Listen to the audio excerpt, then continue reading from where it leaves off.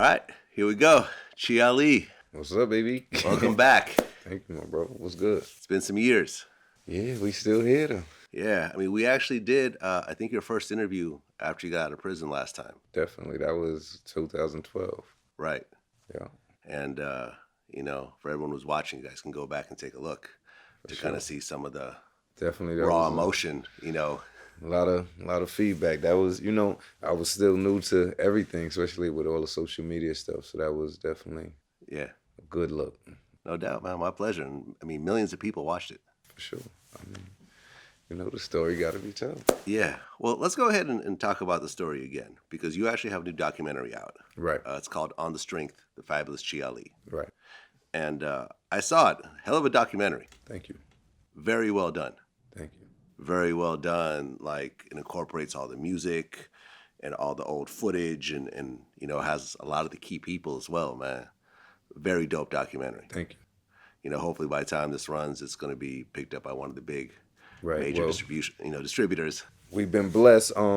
It was picked up to premiere in the Beverly Hills Film Festival, which is premiering in tonight, and they put us like red carpet, like prime time on the opening night. So that was definitely an excellent look. We were shooting it since, I guess, 2014 or 15, maybe 2015, I think. So we kind of been done with most of my footage. We had to, just catch up with certain people. And then it was something my producers was doing on their side. Big shouts to JB and my boy Tom, who did a wonderful job. I mean, they put a lot of work in it. And, when you first get up with dudes, especially when dudes is white, you don't know how they come in and how, how it's going to be. But, like, they've been like family, like, for real. Like, they've embraced me and my family and vice versa. And it's been a dope situation. And it's one of those situations that I'm really glad I accepted. Yeah, man. Well, let's go ahead and tell the story again. Well, more or less. I mean, let's go ahead and start in the beginning. Yeah, more or less. It started in the Bronx. Started in the Bronx. Bronx, Co-op City. Co-op City. I'm from Co-op City. Born in Jacoby Hospital. Grew up in Co-op City. It was, I guess, around the summer. I must have been about 11 or 12. So, talking about 88, 89-ish. 88, 89-ish. Latifah used to stay in Co-op City with her dancers, the Safari sisters, Allison and Kika. So that summer, it was just an exciting summer. At the time, Live wasn't as big as she was now, but, Wrath of My Madness was big. But, Moni used to be over there, and then, Special Ed, EPMD, the Young Brothers, like everybody. It was just like the clubhouse. Yeah, and, for those that don't know, like, Latifah was the first, like, I'm trying to think what I can compare it to. She was the first, like, kind of strong pro-female, she was the first militant kind of artist. Holding her own and not, selling pussy or, exactly. Does not sell ass. Sex. Yeah. Was like, I'm a strong black woman. Yeah. And that's like what ladies I'm pushing. First. Ladies first. She was pushing the movement. Yeah. She was pushing the movement early in the game. And, big shouts to her and Sha. It was just amazing for me, because you got to remember, I'm probably 11, 12 years old. So these are the motherfuckers that's on TV that when I come home from school, I'm doing my homework watching their videos. This is a time when, Donnie Simpson, you was watching Video Soul for the 2 rap videos, like, I hope they don't show a whack one, you know what I mean? So it was like Latifah, MC Light, Special Ed, like these was like icons to me. So to be in their circumference, and then once I really started making the music, to really be seen as a peer, it was amazing. But rewind a little bit. So through in my adventures in Co-op with them, I got introduced to Sha Kim and Baby Chris, rest in peace.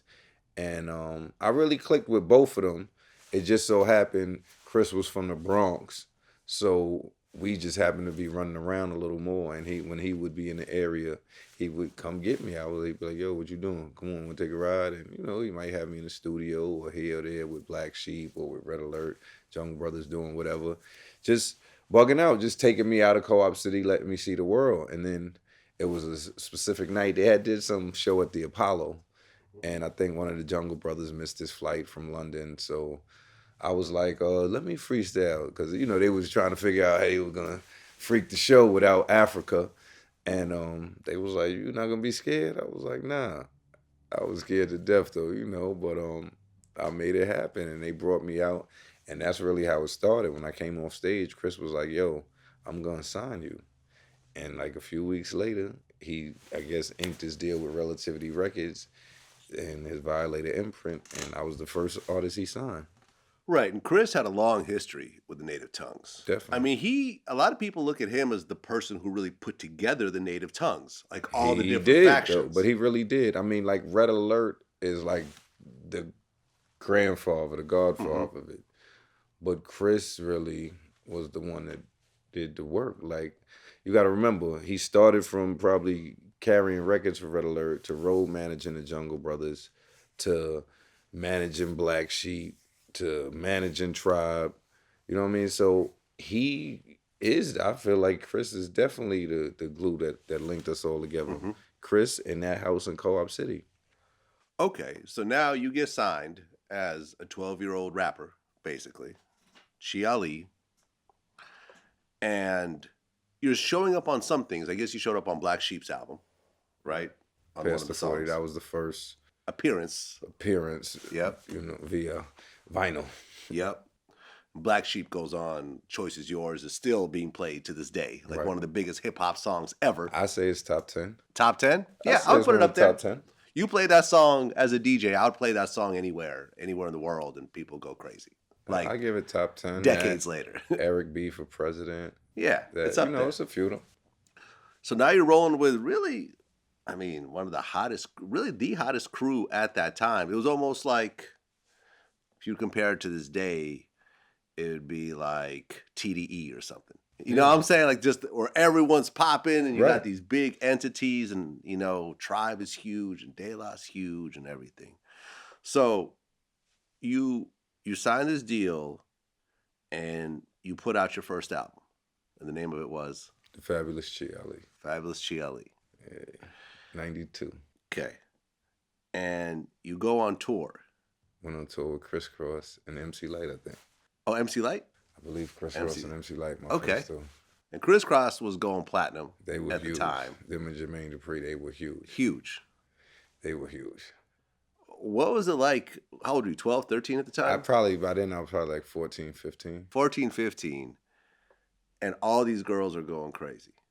Like, were you having sex before these tours or no? Yeah, I think I probably started having sex around the time that I probably started hanging out with them, because that's really when I started leaving the house on my own and with my friends and, just going on adventures, be us walking the skate key late at night or whatever. But that's when, when you start exploring with girls and feeling out your royal oats. So I was definitely starting to feel myself about that time. Right, but when you're on stage, on a tour, that's a whole different thing. Yeah. I mean, for me, Vlad, I had a blessed, I can't complain. My childhood was dope. I mean, I grew up basically, for the most part, girls was never a problem. For the most part, I would have, my choice of girls. For the most part, I didn't really ever pay to get in the club coming up or, just little shit that I probably took for granted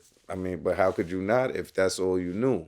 If you never experienced anything else, it's like, hey, we don't really do that. Well, you mean, you're living life. It was dope. I mean, my high school years, my teen years, I mean, my whole, that shit set up the pavement for my life. It's to this day, people, we doing an interview right now. Yeah.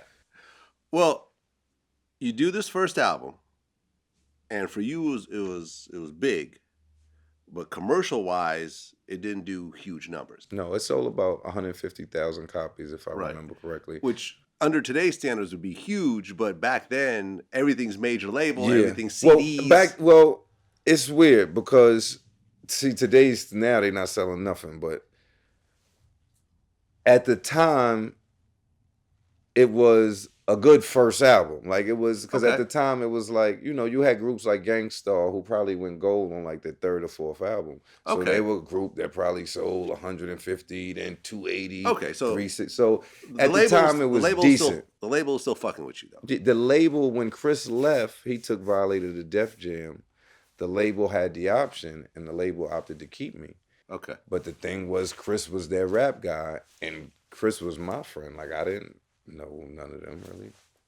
So that's what happened with the second album. Right. That's why, I mean, the second album we were actually recording. When we started recording it, Chris was still at Relativity with Violator.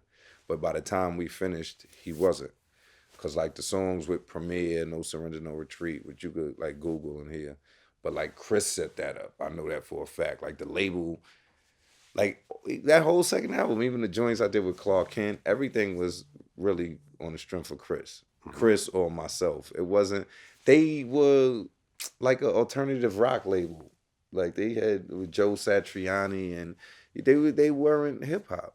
So they didn't really know. They were delving into the hip hop field. And Chris was their guy. So when he left, it was like left me kind of like out there. And then my pops, who was managing me, he seen it as, well, if Chris is out the picture, we need to renegotiate because all his shit we should be splitting. And they seen it as, nah, y'all wasn't getting it. But he was like, but y'all wasn't getting it either. So that shit turned into lawyer talk for 2 and 3 years. And at the time I'm 17, 18, and my friends is hustling and doing different things. And I guess for a while I delved into the streets, and I kind of was like, I don't know if I was pissed off with music. I felt like I had a second album to put out because the first album I was so young. You know, probably 60% of it was written by different native tongue members. So it had my input and me on it and my writing, but not as much. And I was older, like my voice changed. I had some shit to say now. Like when you fucking 12, you ain't really got much to talk about. Right, but you couldn't actually put out this album because it's wrapped up in lawyers. Like it's wrapped up with my dad, and then it caused a lot of friction between me and my dad because, you know, at the time I'm a young kid. I just want to rap, make videos, and be popping. But he's like, relax. Let's get the paperwork straight. Okay, what ultimately happened? The album never came out? The album never came out. You were dropped from the label? I mean, I guess at some point, I never really got a letter saying I was dropped. Right. I guess, I don't know, maybe it just expired through time. I don't know. I don't know. It's an excellent question. So but I know Sony, which owned Relativity, still owns all of that music.